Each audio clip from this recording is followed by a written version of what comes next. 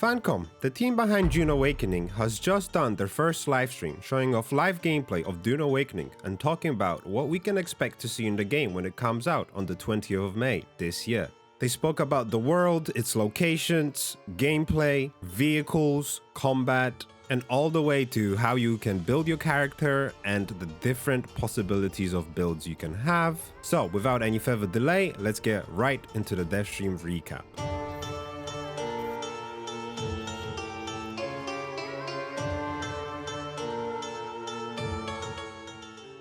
The dev team started off by wanting to reassure the players that the world of Dune and the map itself will not be just a boring place to explore. It's not just going to be a flat space full of sand with nothing to see but yellow everywhere you look. They used verticality as their main tool in order to make locations different, with different feeling and vibe to them, and to make them stand out and be more interesting than just a flat place. There will be tons of different locations in the world. They are using verticality going both up and down by adding canyons as locations to explore as well. Now, when it comes to the exploration itself, they advised that players should explore the game at nighttime, at least at the start, due to the sun not being out, as the sun and dehydration will cause a stroke and be a hindrance to your exploration, at least at the start of the game, where you don't have easy ways of getting water and extracting water, and you don't have a bunch of sun protection for your gear. The game will start in a neutral section, which is basically a starter zone. When you explore these locations and future locations, as the game will have multiple maps, you'll be using the compass to point you to all types of points of interest that you can then go to and explore. You'll be able to even add your own markers on the map in case you find some hidden areas. Hidden areas will have chests with special schematics you can learn. There will be tons of areas that might look like they might have nothing there even if you explore it, but actually they've went out of their way to hide a lot of cool schematics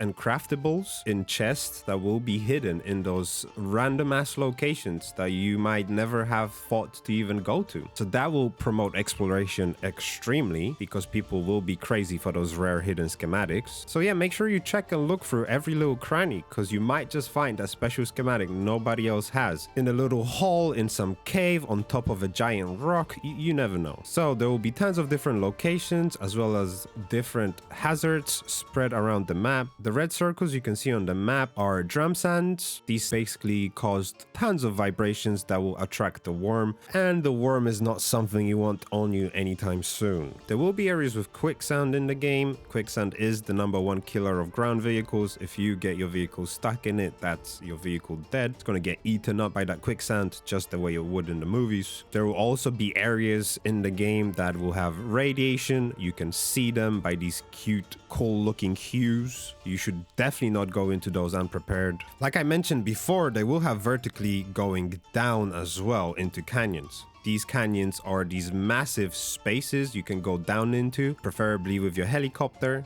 or I forgot what it's called, guys. I don't remember. Well, with the little, with the Firefly helicopter, you can go down into the canyons and you can explore them. There are mining areas in there. These canyons also save from sandstorms, but also sandworms, which won't be able to get you there. Now, as you explore and you will be entering different locations and different areas, your compass will signal the type of zone these locations are. When your compass has green under it, it is for a safe zone. That means you're either in an outpost or a quest location, somewhere basically that it's safe. You have the yellow color, which will be strictly PvE, and then you have the red color, which will be for PvP zones, where you will be in danger of getting killed by other players. Now, I also mentioned the first map is like a starter map. It's like an open world. It is going to be pretty huge, but they are planning to make the game in maps. The starting location, like I said, is the first map. You'll be able to get out of that map and go to the next one as you progress,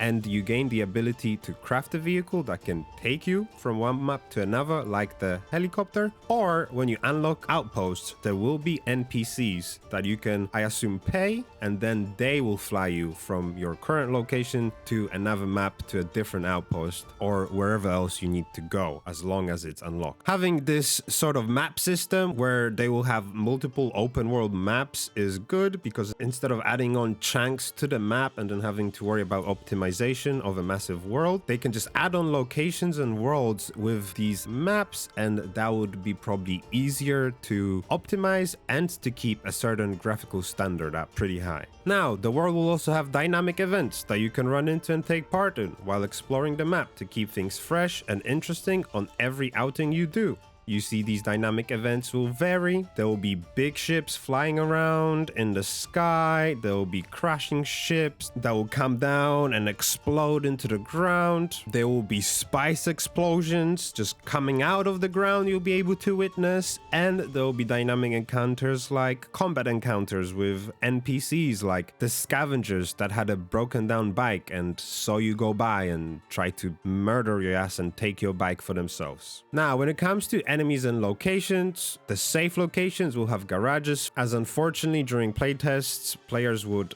leave their vehicles outside of outposts, a sandstorm would roll through and destroy all their bikes and stuff. So in order to avoid that problem, they added garage to outposts and safe locations. There will also be NPC camps you can find in the world, NPC factions that will fight each other, living in those camps. They will all look different and have their own themes, including how the camps look to suit their general theme of the faction. There will be a bunch of lootables throughout the world in these locations, like chests of different sizes with different types and rarities of equipment. As you progress through the game and you continue to different areas, there will of course be other factions that will be more advanced. There will be less ragged and rundown and more high-tech advanced factions. And obviously the enemies and NPCs there will be much more difficult to fight and will have much more abilities to deal with the players. Going back to the safe locations, the safe locations will have NPCs that will give out quests. They will also have contract boards. These contract boards will also have quests you can take up. These contract boards will also have faction-specific quests, which you'll be able to take up down the line when you align yourself with one of the factions. You'll be able to see, of course, all those quests and contracts in your quest log, just like any other standard video game. As I also mentioned, when you unlock different posts, there will be NPCs with their helicopters that will be able to take you to other posts or cities in different worlds or maps. But if you craft your own, of course, you'll be able to use your own helicopter to travel between all of these locations. Now, talking about combat a little bit, they showed off a little bit of fighting they did with some AI. They showed off a little bit of melee combat. They showed off a little bit of gunplay. They showed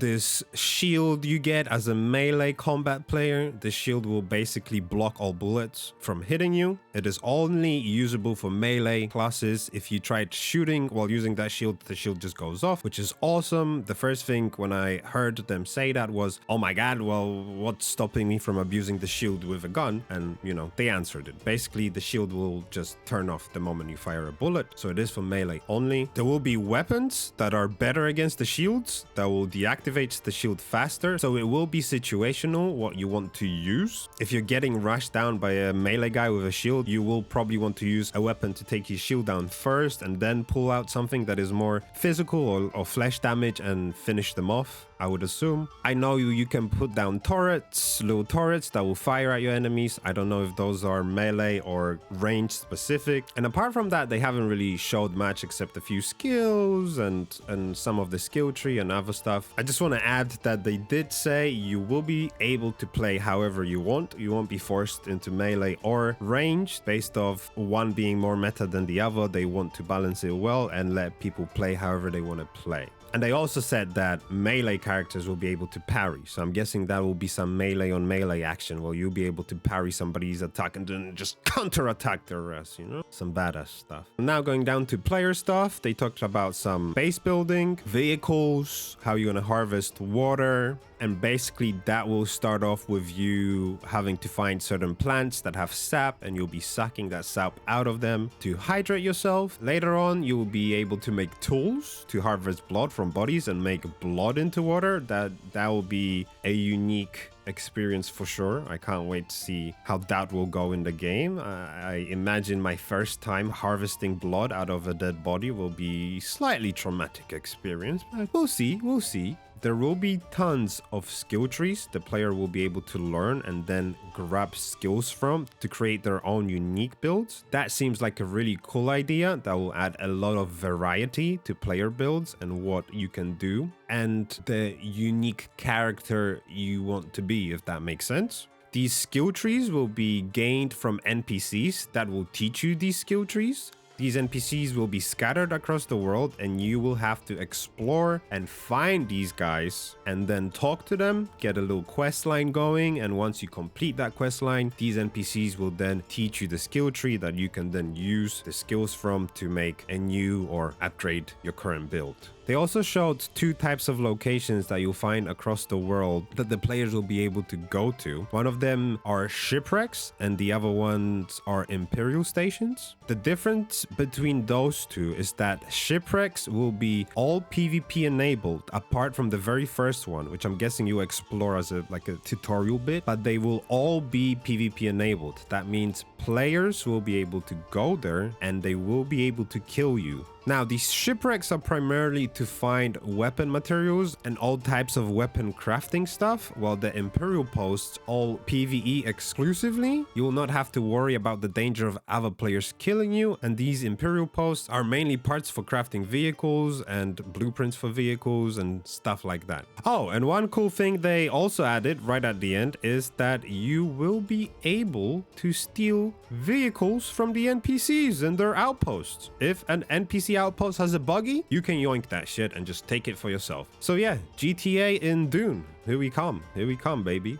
I mentioned vehicles that will be part of crafting. You'll be able to craft tons of different things, not only just vehicles, but also bases, equipment, weapons, you know, all the traditional stuff you'd want from a crafting system. You'll be able to find a bunch of materials and blueprints and all that type of stuff in chests of different sizes and types. When it comes to base building, they know the players will have to move. They will be going from different locations, and as they progress, they will have to go further and further into different maps. So they are very much aware of the game working in a way where they will have to abandon bases. So players will abandon bases. That's just something that will have to happen. You'll have to move on and leave your old baby behind. When you abandon a base, the cool way for them to deal with abandoned bases and basically clatter, we've all seen it in other games, especially like Rust, when you have a starter area and you just see basically a little village of tiny little houses, every single on top of each other, just as far as the eye can see. And that stuff gets not only obnoxious and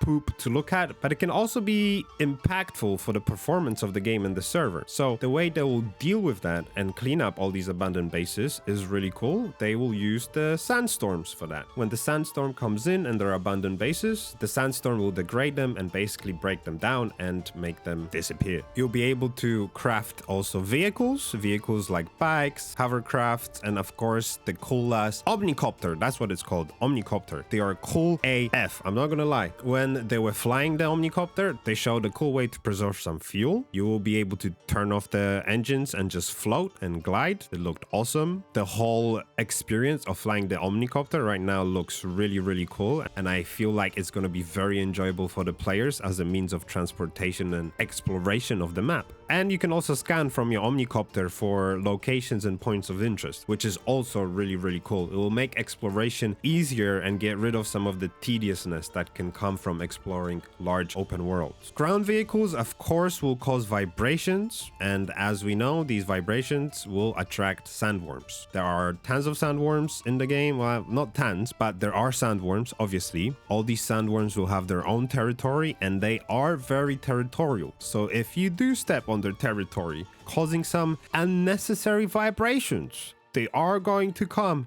and eat your ass up. So just be careful. So generally, that's pretty much everything they spoke about and mentioned. I don't think I missed much or anything at all, but if I did, make sure you let me know in the comments below. Also, let me know what you think about all of this. If everything you heard here sounds good and you're excited to experience it all and try it out for yourself, or if there's some stuff that you don't like and it seems like it might be a negative for you when it comes to the game. Apart from that, I hope you enjoyed the video. If you did, make sure you hit that like button. It will help me a lot and the channel. Also subscribe. Please show some love. Help me get this channel going. And I will deeply appreciate and love you. Seriously, I will love you very much. That's it for this video, and I'll see you all in the next one. 君の虜になってしまえばきっとこの夏は充実